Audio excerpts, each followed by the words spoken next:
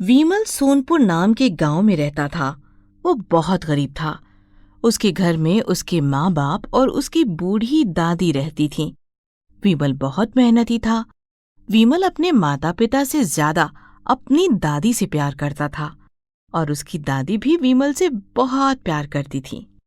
वीमल के पिताजी पतंग बनाने का काम करते थे। वीमल भी पतंग बनाने में अपने पिताजी का हाथ बटाता था। कुछ समय पहले तक उसका काम अच्छा चल रहा था, लेकिन महामारी के आने के बाद उनका तो सारा काम चौपट हो गया था। वीमल और उसके पिताजी के पास काम का कोई और जरिया भी नहीं था। एक बार की बात है, घर के सभी लोग बैठे हुए थे, बात कर रहे थे। वीमल के पिताजी रामभजन अपनी माँ से कहते हैं, अरे माँ, इस बार तो इस महामारी ने सारा काम धंधा ही चौपट कर दिया। ना जाने इंसानों के किन बुरे कर्मों की सजा उन्हें मिल रही है। हाँ बेटा, तू ठीक कह रहा है। ये सब महामारी इंसानों के बुरे कर्मों का ही तो नतीजा होता है। मुझे तो लगता है दुनिया खत्म होने का समय आ गया है। हाँ। दादी की ये बात सुनकर वीमल बोलता है, अरे दादी, तुम बिना कैसी बातें करती हो। ऐसा कुछ नहीं होगा। हमारे देश के लोग बहुत बहादुर हैं। हाँ मेरे लाल, तो बिल्कुल सही कह रहा है। बुरे कर्मों के बाद अच्छा समय जरूर आता है। बस हमें सावधानी रखनी चाहिए।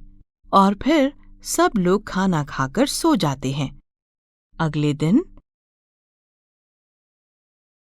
लंबे समय के बाद आज जब महामारी का डर थोड़ा कम हो गया, तो वीमल और उसके पिताजी ने दुकान खोलने की सोची और फिर वो दोनों अपनी दुकान पर चले गए।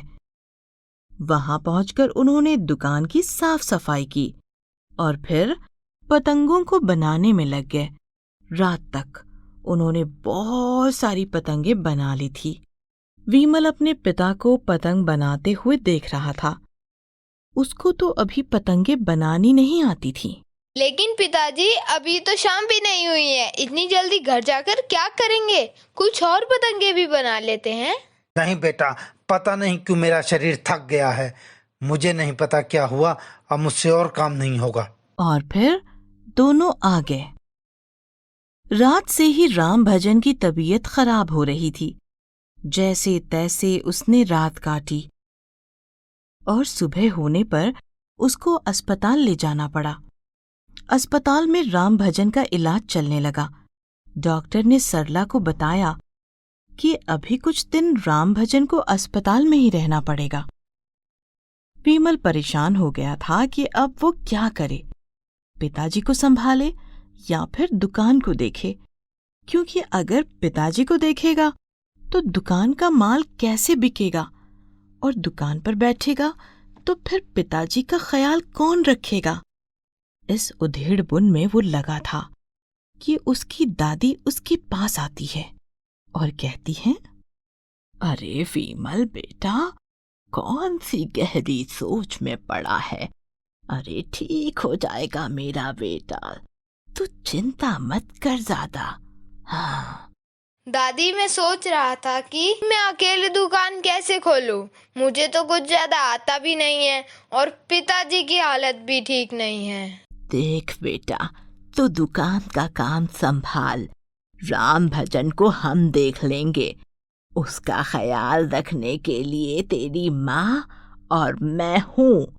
तू जा दुकान खोल और पतंग बेच।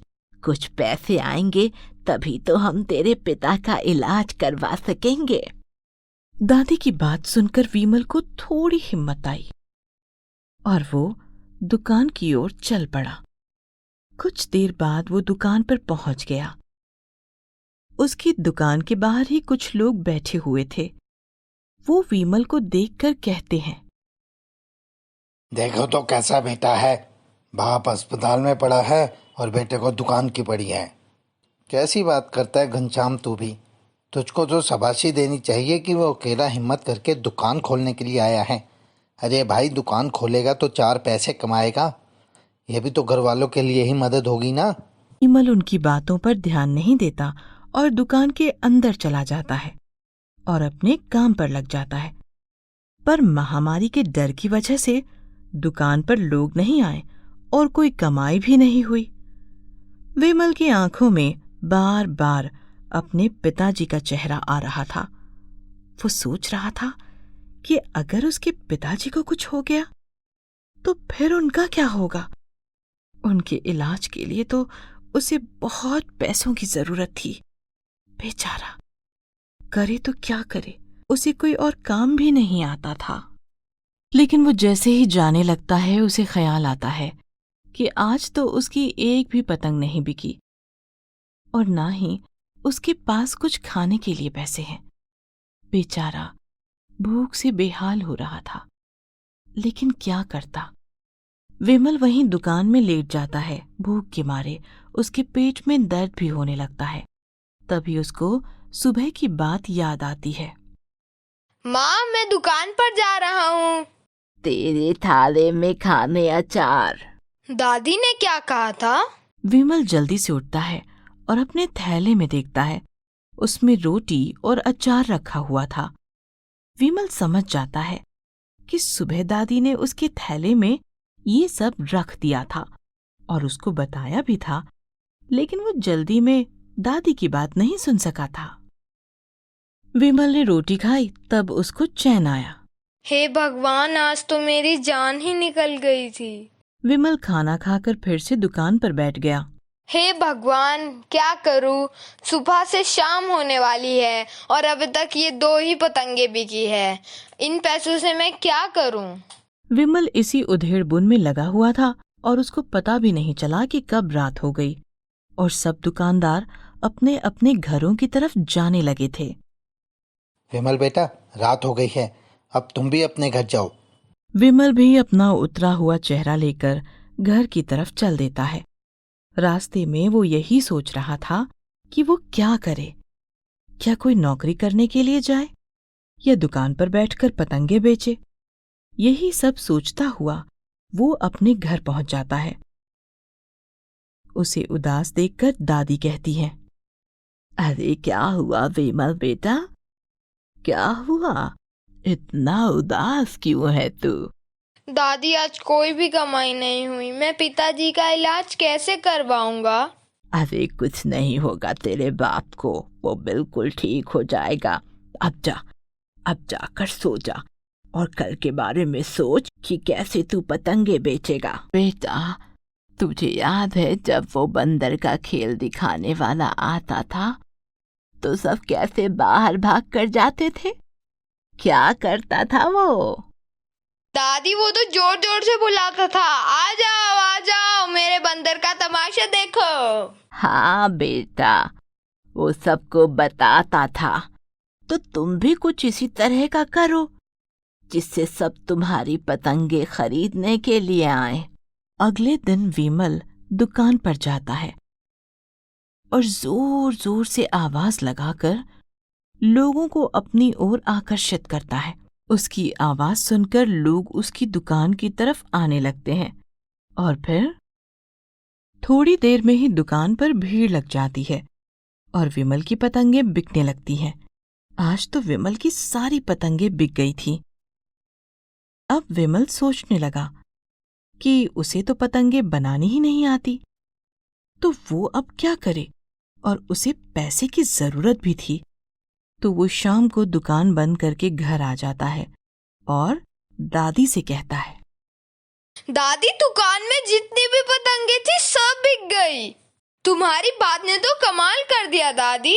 अरे तू चिंता मत कर बेटा, सब ठीक हो जाएगा। अब तू खाना खा ले और सो जा, कल की कल देखेंगे। हाँ। विमल ने खाना तो खा लिया, लेकिन उसकी आंखों में नींद नहीं थी। वो तो कल के बारे में सोच रहा था कि कल क्या होगा, कल वो दुकान पर जाकर क्या बेचेगा। ये सब सोचते सोचते उसको नींद आ गई। अगले दिन सुबह विमल उठता है तो वो देखता है कि उसके बिस्तर के पास बहुत सारी पतंगे रखी थी।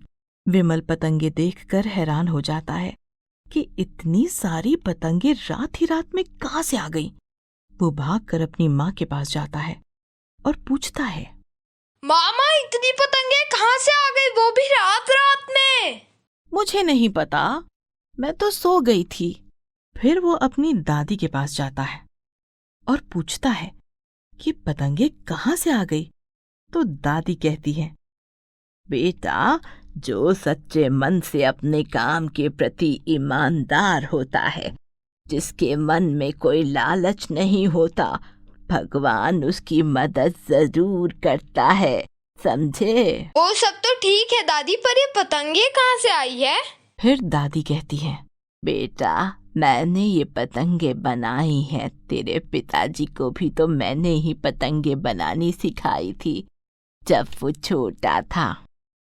विमल ये सुनकर अपनी दादी के गले लग जाता है और कहता है, दादी तुम कितनी अच्छी हो, तुमने रात भर जाग के मेरे लिए पतंगे बनाई। ओ मेरी प्यारी दादी। अच्छा, अब बहुत हुए दादी की तारीफ। अब जा और दुकान खोल और इन्हें बेच कर आ। मैं और तेरी माँ अस्पताल जा रहे हैं। आज तेरे पिताजी घर आने वाले हैं। विमल पतंगे लेकर दुकान पर चला जाता है और पतंगे बेचने लगता है, पर आज कुछ ज्यादा पतंगे नहीं बिकी। विमल उदास मन से घर आ जाता है। घर आकर देखता है कि उसके पिताजी घर पर बैठे हैं। वो अपने पिताजी को देखकर बहुत खुश होता है और कहता है, अरे पिताजी, आप ठीक होकर आ गए। आपकी कमी आपके बीमार होने के बाद पता चली। फिर वो और उसके पिताजी आपस में बातें करने लगते हैं। अगले दिन राम भजन घर पर ही अपने बेटे विमल को पतंग बनाना सिखाता है। विमल भी पूरे मन से काम सीखता है और फिर बहुत जल्दी वो भी अच्छी पतंग बनाना सीख जाता है। 15 अगस्त भी आने वाला था। इस बार राम भजन को उम्मीद थी कि उसकी बिक्री अच्छी होगी, लेकिन वो दुकान पर नहीं जा पाएगा क्योंकि डॉक्टरों ने उसे ज्यादा बाहर निकलने से और भीड़-भाड़ वाली जगह पर जाने से मना किया है। तो वो विमल को ही अच्छे से सब सिखा देता है। और फिर 15 अगस्त भी आ गया और इस बार तो बहुत अच्छी कमाई हुई थी। अब विमल बहुत खुश हुआ और उसने पतंग को ही अपना काम बना लिया था और फिर सब ठीक हो गया।